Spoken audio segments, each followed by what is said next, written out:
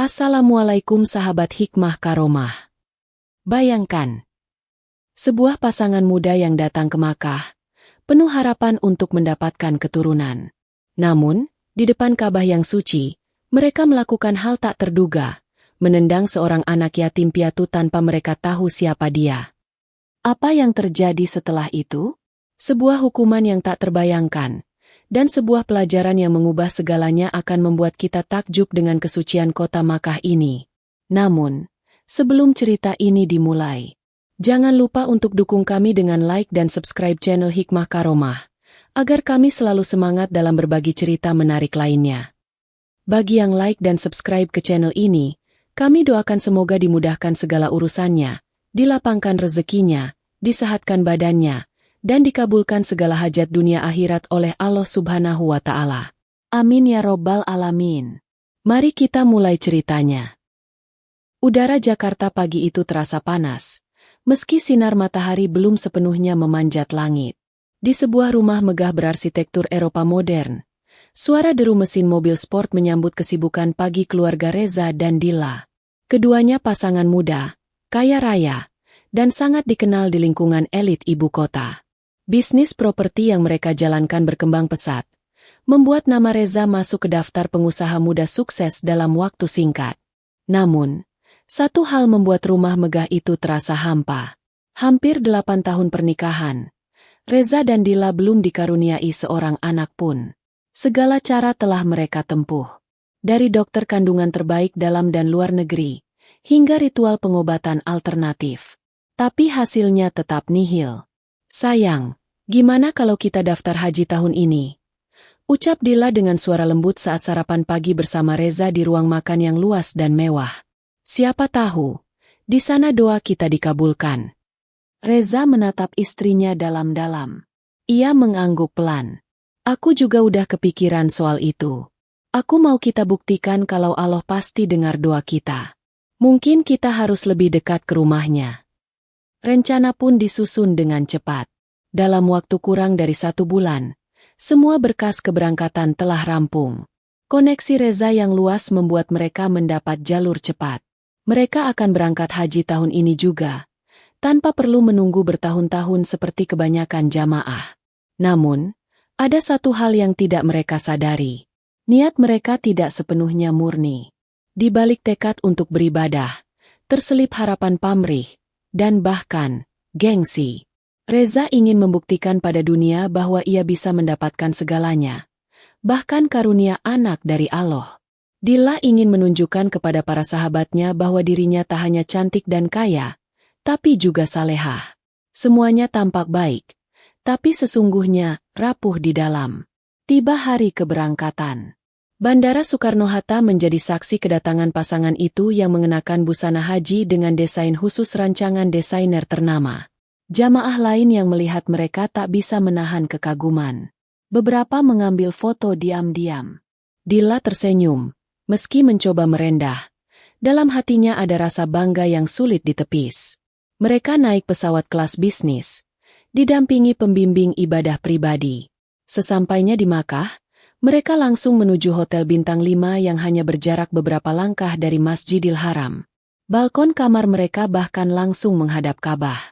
Setiap subuh, suara adzan menggema begitu syahdu, namun hati mereka belum sepenuhnya tertunduk. Pada malam pertama mereka menjejak pelataran Ka'bah, Reza menggenggam tangan Dila erat. Di antara jutaan manusia yang tawaf, mereka berdiri sejenak di depan Ka'bah dengan pakaian serba putih yang bersih dan mahal. Reza mengangkat tangan, memejamkan mata, dan berdoa. Ya Allah, beri kami anak. Kami mohon. Kami telah berusaha, dan sekarang kami datang langsung ke rumah MU. Namun, pandangan mata Reza sempat teralihkan. Ia melihat seorang pria tua berpakaian sederhana menangis di sudut. Sujud begitu khusyuk tanpa hiraukan keramaian. Tak ada kemewahan di tubuhnya. Tak ada gaya. Hanya air mata dan bisikan lirih penuh rasa hina sebagai hamba. Reza menoleh, lalu kembali fokus ke doanya.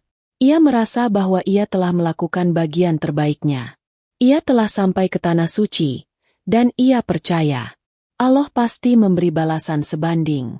Tapi ada yang belum mereka tahu. Perjalanan mereka di Makkah tidak akan berjalan sesuai harapan. Sebuah kejadian akan mengubah arah hidup mereka.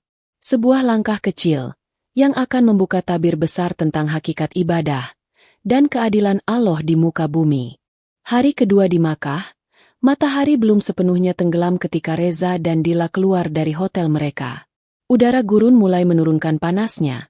Namun pelataran Masjidil Haram masih dipenuhi jutaan manusia yang datang dari berbagai penjuru dunia. Dengan langkah santai namun angkuh, Reza dan Dila berjalan bergandengan.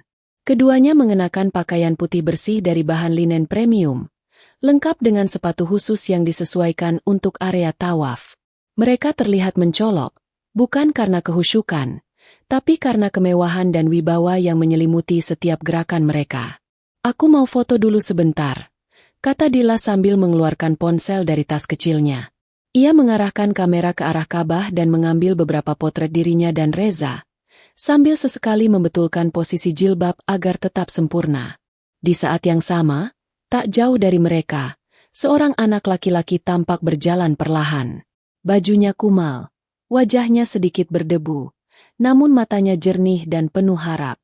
Anak itu menatap Ka'bah seperti menatap rumah tempat ia akan pulang setelah tersesat terlalu lama. Ia bukan bagian dari rombongan manapun. Ia tak membawa tas, tak punya sandal, tak juga punya pendamping. Bocah kecil itu hanya berjalan sendirian, perlahan, seakan takut mengganggu siapapun. Tapi langkahnya teguh. Usianya kira-kira 9 tahun, kulitnya sawo matang khas Timur Tengah, dan rambutnya agak ikal. Tanpa diduga, di tengah lautan manusia yang padat, anak itu sedikit tersandung dan terjatuh tepat di depan Reza dan Dila. Tubuh kecilnya menyenggol sepatu putih bersih milik Dila, membuat noda kecil menempel di bagian ujung. "Astagfirullah, anak dari mana ini? Kotor banget," teriak Dila sambil melangkah mundur dengan wajah jijik. Anak itu buru-buru bangkit, menunduk penuh rasa takut. Tapi sebelum sempat meminta maaf, Reza melangkah cepat, menendang tubuh kecil itu dengan keras hingga tersungkur lagi ke lantai marmer. "Kamu pikir ini tempat buat main? Hah? Pergi sana. Ganggu orang aja," bentak Reza. Wajahnya merah karena malu. Jamaah lain mulai memperhatikan. Anak itu hanya diam. Tak menangis, tak bicara, hanya menatap Reza dan Dila dengan mata yang kosong. Lalu berbalik dan berjalan menjauh perlahan, kembali ke tengah kerumunan, seperti setetes air yang hilang di samudra. Tak lama setelah itu, Reza dan Dila hendak melanjutkan tawaf, tapi tiba-tiba, langkah kaki mereka berhenti. Dila merasa lututnya lemas, dan tubuhnya ambruk. Reza hendak menolong, tapi kakinya juga kehilangan kekuatan. Ia terjatuh, menabrak seorang jamaah tua yang langsung membantunya bangkit. Namun ia tak mampu berdiri lagi. "Apa ini? Kenapa kakiku? Kenapa badanku kaku?" Dila berteriak panik. Orang-orang mulai berdatangan. Beberapa mencoba membantu, tapi tubuh Reza dan Dila benar-benar tak merespons. Mereka tak pingsan, tapi tak bisa berdiri, tak bisa berjalan. Seolah ada sesuatu yang mencabut kemampuan mereka untuk bergerak. Petugas Masjidil Haram datang membawa kursi roda dan membantu membawa mereka ke sisi pelataran. Dila menangis. Reza kebingungan. Tak ada luka, tak ada benturan. Tapi kaki mereka tak bisa digerakkan. "Ini pasti karena lelah," ucap Reza, mencoba menenangkan diri, meski nadanya terdengar seperti orang menipu diri sendiri. Namun saat mereka dibawa ke ruang medis dan diperiksa, dokter mengatakan sesuatu yang membuat bulu kuduk Reza meremang. Tidak ada cedera, tidak ada kerusakan saraf, dan tidak ada kelelahan ekstrim. Secara medis, kalian baik-baik saja. Tapi kalau kalian bilang tidak bisa bergerak, itu bukan karena tubuh kalian. Diam. Sini. Hening. Seolah waktu berhenti. Dan dalam diam itulah, mata Reza kembali menangkap sosok anak kecil yang tadi mereka dorong. Anak itu berdiri jauh di depan Ka'bah, mengangkat tangan kecilnya ke langit. Ia berdoa. Mulutnya bergerak perlahan. Tak ada tangis, hanya ketenangan yang ganjil. Reza menggenggam tangan istrinya. Dilla memeluk tubuhnya. Di tengah kegagalan mereka bergerak, hanya satu hal yang kini memenuhi benak mereka berdua. Sesuatu yang telah mereka perbuat, mungkin, baru saja membalikan takdir mereka di tanah suci. Pagi menjelang. Burung-burung merpati terbang rendah di pelataran Masjidil Haram, namun bagi Reza dan Dilla, waktu seperti berhenti berjalan. Kamar medis yang mereka tempati di salah satu area Masjidil Haram terasa seperti kurungan tak kasat mata. Matahari berganti bulan, tetapi kaki mereka masih beku. Mereka tidak bisa kembali ke hotel. Bahkan untuk berwudu pun kini harus dibantu petugas. Petugas medis yang merawat mereka terus berganti. Setiap hari dokter datang dan pergi, tapi jawabannya selalu sama. Tidak ada masalah medis, tidak ada penyakit. Tapi tetap, tubuh mereka tak mampu berdiri. Keduanya hanya bisa duduk, berbaring, dan menangis diam-diam di tengah lantunan doa-doa para jamaah yang tak henti. Reza mulai kehilangan sabar. Ini tidak masuk akal, Dil. Sudah seminggu kita begini. Kita harus panggil tim kedutaan, atau siapapun. Pakai cara apa, Za? Kita bahkan tidak bisa keluar gerbang. Dilla menjawab dengan suara bergetar. Beberapa kali mereka coba memesan ambulans agar bisa dipindahkan ke rumah sakit lain. Tapi selalu ada saja halangan aneh. Ambulans mogok. Sopir hilang arah. Bahkan petugas bandara sempat mengatakan bahwa nama mereka tidak bisa diproses untuk penerbangan keluar. Seolah Makkah menolak mereka pergi. Ini bukan kebetulan, gumam Dilla suatu malam. Aku mulai berpikir, ini hukuman dari Allah. Reza terdiam. Di tengah keputusasaannya, bayangan anak kecil yang mereka tendang itu terus membayang. Tatapan kosong anak itu. Doanya yang lirih di depan Ka'bah. Semua muncul berulang kali, seperti isyarat yang tak mau berhenti menyiksa batin. 2 hari kemudian, seorang lelaki tua asal Mesir datang menghampiri mereka. Lelaki itu mengenakan jubah panjang dan sorban putih, dengan wajah penuh kedamaian. Ia tidak memperkenalkan diri, tidak membawa alat medis, dan tidak pula bersikap seperti dokter. Namun ucapannya membuat keduanya menggigil. Kalian tahu kenapa kalian di sini. Dan kalian tahu siapa yang kalian sakiti. Ucapnya perlahan, dalam bahasa Indonesia yang lancar. Reza dan Dilla saling berpandangan. Mata mereka memerah, lidah keluh. Lelaki tua itu melanjutkan. Anak itu bukan sekadar anak yatim piatu. Ia adalah penjaga rahmat. Tak punya siapa-siapa.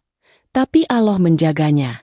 Ketika kalian menginjak kehormatannya di depan rumahnya, maka Allah mencabut kemudahan dari langkah kalian. Siapa dia sebenarnya? Tanya Dilla dengan suara nyaris berbisik. Lelaki itu hanya tersenyum samar. Ia tak penting bagi dunia, tapi sangat penting bagi langit. Jika kalian ingin keluar dari Makkah, cari dia. Temukan dia. Minta maaf. Dan jangan bawa pulang dosa dari tempat suci ini. Lelaki itu lalu pergi, meninggalkan Reza dan Dilla yang kini hanya bisa menangis di atas kasur putih tanpa sandaran nasib. Malam itu, Reza tak tidur. Ia membuka setiap video pengawasan yang tersedia dari petugas, mencoba mengingat wajah anak itu. Ia menghubungi para penerjemah, bertanya ke penjaga masjid, bahkan menyogok beberapa relawan untuk mencari anak laki-laki dengan ciri yang ia sebutkan. Tapi tak satu pun berhasil menemukannya. Seolah bocah itu menghilang seperti embun yang lenyap saat fajar. Tapi mereka tahu, mereka belum boleh menyerah. Hari demi hari berlalu, namun tubuh Reza dan Dilla tetap tak bisa digerakkan.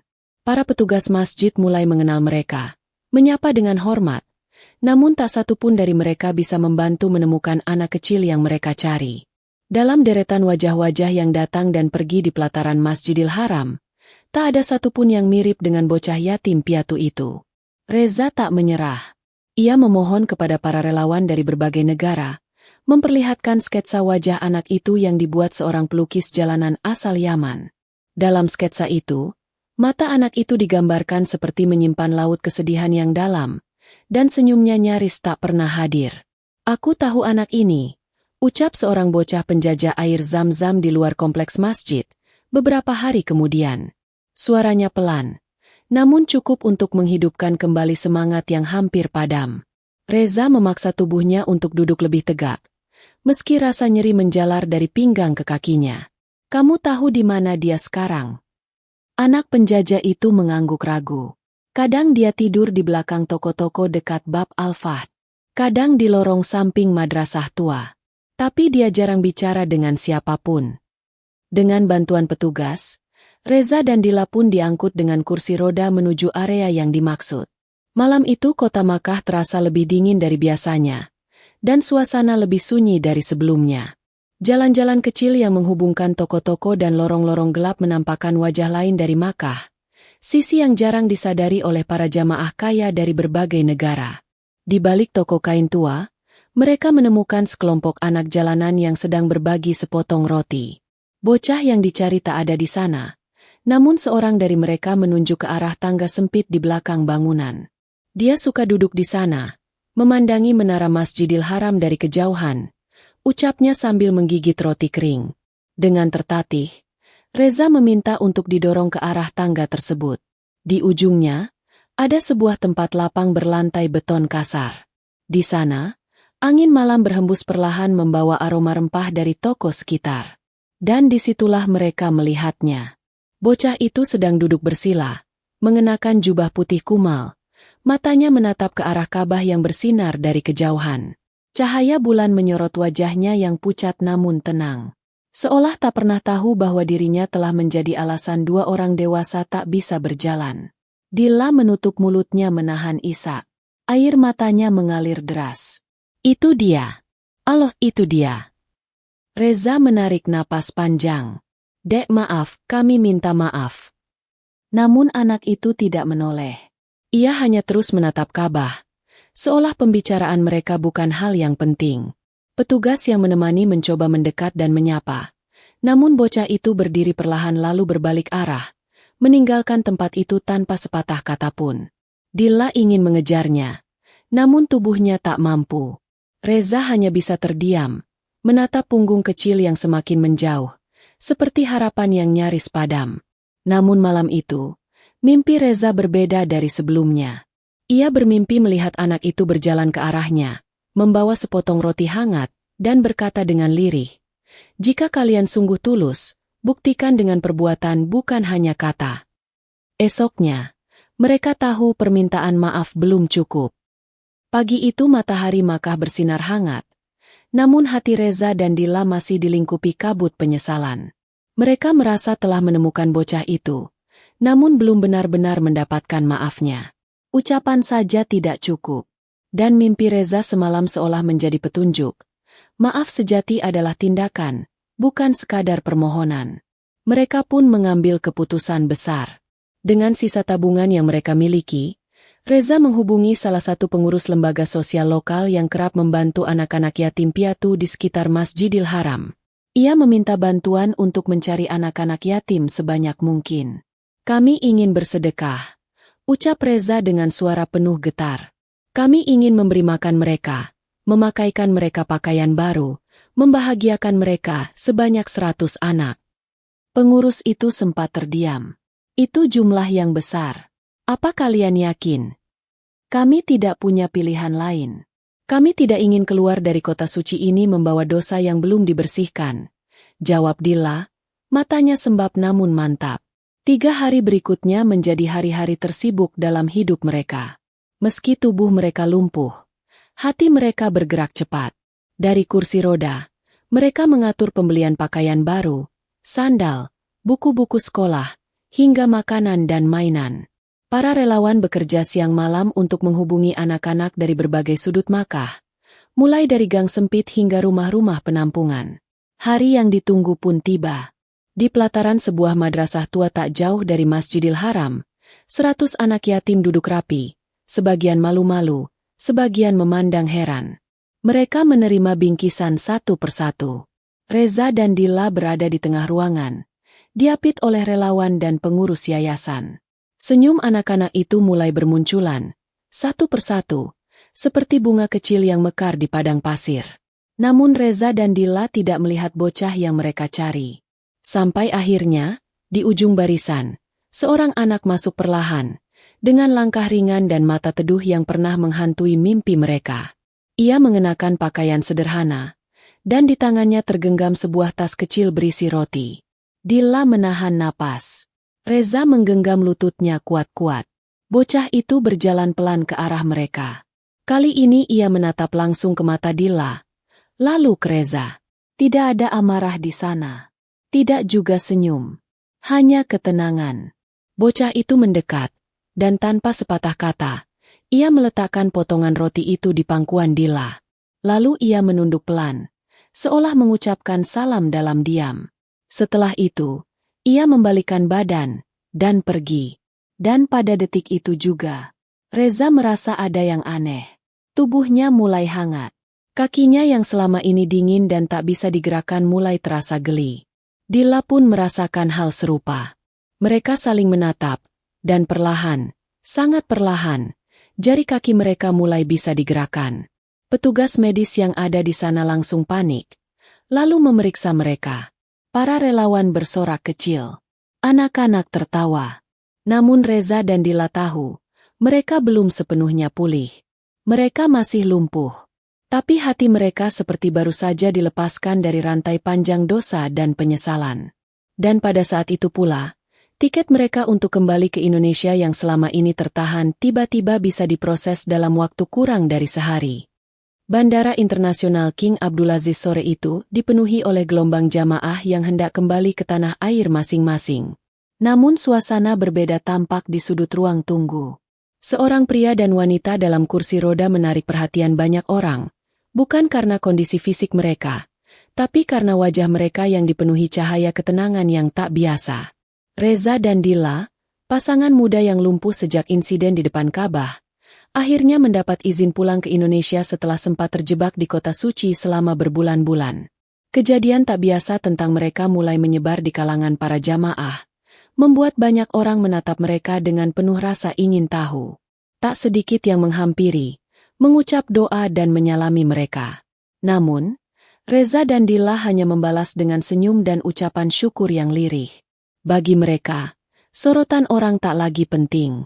Yang mereka pikirkan kini adalah langkah baru dalam kehidupan yang telah Allah bentuk ulang dengan cara luar biasa. Dalam perjalanan di pesawat, Dilla menyandarkan kepala di bahu Reza. Matanya memandang awan dari balik jendela. Apa menurutmu, anak itu benar-benar memaafkan kita? Reza diam sejenak, lalu menjawab pelan. Jika tidak mungkin kita tak akan bisa keluar dari Makkah. Tiba di tanah air, sambutan keluarga dan tetangga berlangsung haru. Semua terkejut melihat mereka kembali dalam keadaan duduk di kursi roda, padahal mereka berangkat sebagai pasangan yang sempurna, gagah, cantik, sehat, dan penuh harapan akan keturunan. Namun ketika kisah mereka diceritakan pelan-pelan kepada keluarga dan kerabat, semua menangis. Tak sedikit yang mengangkat tangan memanjatkan doa, tak hanya untuk kesembuhan Reza dan Dilla, tapi juga untuk anak kecil yang menjadi jalan hidayah itu. Hari-hari selanjutnya, Reza dan Dilla memilih tinggal di rumah sederhana milik orang tua Dilla di pinggiran kota. Mereka menolak semua tawaran liputan media. Mereka menutup diri dari dunia yang ingin menjadikan kisah mereka sebagai tayangan viral. Bagi mereka, ini bukan cerita untuk dipamerkan. Ini adalah pelajaran yang harus dijaga kesuciannya. Namun perubahan besar benar-benar terjadi. Reza mulai menulis buku tentang perjalanan spiritual mereka, dan Dilla mulai aktif dalam kegiatan sosial bersama anak-anak yatim. Mereka menyantuni puluhan anak tiap bulan, tidak hanya dengan uang, tapi juga dengan perhatian, pelukan, dan doa yang tulus. Dan pada suatu pagi yang cerah, Dilla merasa mual dan lemas. Reza membawanya ke bidan desa dengan bantuan adiknya. Setelah pemeriksaan singkat, sang bidan tersenyum dan mengucap satu kalimat yang membuat semua waktu terasa berhenti. Selamat, Bu Dilla, insya Allah, Anda hamil. Tangis tumpah seketika di ruang kecil itu. Reza memeluk Dilla erat-erat. Meski tubuhnya masih lumpuh dari pinggang ke bawah. Dilla menempelkan wajahnya ke dada suaminya. Air matanya membasahi kain baju Reza. Terima kasih, ya Allah. Lirihnya. Meski tubuh kami belum pulih, tapi Engkau beri kami kehidupan baru. Kehidupan Reza dan Dila kini penuh dengan perubahan. Keajaiban yang mereka rasakan bukan hanya tentang kehamilan Dila yang dinanti-nanti, tetapi juga tentang bagaimana hidup mereka semakin dipenuhi dengan kedamaian dan rasa syukur yang tulus. Meski tubuh mereka masih tidak mampu bergerak seperti sedia kala, jiwa mereka terasa lebih ringan. Setiap hari mereka merasa lebih kuat, bukan karena tubuh mereka sembuh, tetapi karena hati mereka yang telah menemukan jalan keluar dari dosa-dosa besar yang selama ini menjerat. Dila menghabiskan banyak waktu di rumah, merawat dirinya dan calon anak mereka. Ia juga banyak berdoa, memohon kepada Allah agar anak yang akan dilahirkan bisa menjadi generasi yang membawa berkah. Reza, meskipun masih terbaring di kursi roda, tetap bekerja keras menulis buku dan berbagi kisah dengan banyak orang yang ingin tahu bagaimana mereka bisa menjalani kehidupan dengan penuh hikmah dan pengajaran. Beberapa bulan berlalu, Dila akhirnya melahirkan seorang anak perempuan yang sehat dan cantik. Saat bayi itu lahir, Reza merasakan sebuah kebahagiaan yang luar biasa. Rasa syukur yang tak terucapkan memenuhi seluruh hati mereka. Mereka menamai anak perempuan mereka dengan nama yang sangat bermakna, Aisyah, yang berarti hidup yang penuh dengan rahmat. Hari-hari berlalu, dan Reza serta Dila merasakan kedamaian yang tidak bisa mereka bayangkan sebelumnya. Mereka menjalani kehidupan sederhana, penuh dengan rasa syukur atas segala apa yang telah mereka lewati. Tidak ada yang lebih mereka inginkan selain melihat anak mereka tumbuh dengan sehat dan bahagia. Namun meskipun kehidupan mereka terasa lengkap dengan hadirnya Aisyah, tubuh Reza dan Dila tidak pernah sepenuhnya pulih. Mereka tetap dalam kondisi lumpuh, namun tidak ada lagi rasa penyesalan di hati mereka. Kini, mereka hidup dengan cara yang berbeda, lebih sederhana, lebih penuh makna, dan jauh lebih dekat dengan Allah. Reza dan Dila mengajarkan Aisyah untuk selalu bersyukur, untuk selalu berbuat baik kepada sesama, dan untuk tidak pernah melupakan asal-usulnya. Mereka mengingatkan anak mereka bahwa hidup bukan hanya tentang fisik yang sempurna, tetapi juga tentang hati yang selalu ingin berbuat baik. Dan suatu hari, ketika Reza dan Dila duduk bersama di teras rumah mereka, Aisyah yang kini berusia 5 tahun berlari mendekat dengan senyum ceria. Di tangannya, ada sebuah bunga yang ia petik dari halaman rumah mereka. Ia menyodorkan bunga itu kepada orang tuanya. "Mama, Papa," Aisyah berkata dengan polos, "ini bunga buat kalian. Semoga kalian selalu bahagia." Reza dan Dila saling menatap, lalu tersenyum hangat. Meskipun tubuh mereka tetap tidak sempurna, mereka tahu bahwa kebahagiaan sejati tidak datang dari tubuh yang sehat, tetapi dari hati yang ikhlas dan rasa syukur yang tulus kepada Allah. Kisah mereka berakhir dengan sebuah pelajaran hidup yang abadi, hidup yang penuh dengan rahmat, pengampunan, dan kesempatan kedua. Tak ada penyesalan yang lebih besar selain menunda untuk memperbaiki diri, dan tak ada hadiah yang lebih indah selain diberi kesempatan untuk berubah. Dengan segala ketidaksempurnaan, mereka tetap menjalani hidup mereka dengan penuh kedamaian, dan melanjutkan perjalanan mereka bersama Aisyah dengan penuh rasa syukur, hingga akhirnya ajal menjemput mereka di usia yang tidak muda lagi, dengan membawa warisan kasih sayang yang tak terhitung jumlahnya. Cerita selesai. Sahabat hikmah karomah yang dimuliakan Allah. Kisah ini mengingatkan kita bahwa kesucian Makkah harus dihormati dengan hati yang bersih dan tindakan yang baik. Kota Makkah, tempat yang penuh kesucian, mengajarkan kita untuk menjaga kehormatan dan menghormati sesama. Setiap langkah kita di sana membawa tanggung jawab besar, dan tindakan buruk di tempat yang paling suci sekalipun bisa membawa akibat yang tak terduga. Jika kisah ini menyentuh hatimu, jangan lupa like, share, dan subscribe channel Hikmah Karomah untuk cerita penuh makna lainnya. Terima kasih dan sampai jumpa pada cerita lainnya. Wassalamualaikum warahmatullahi wabarakatuh.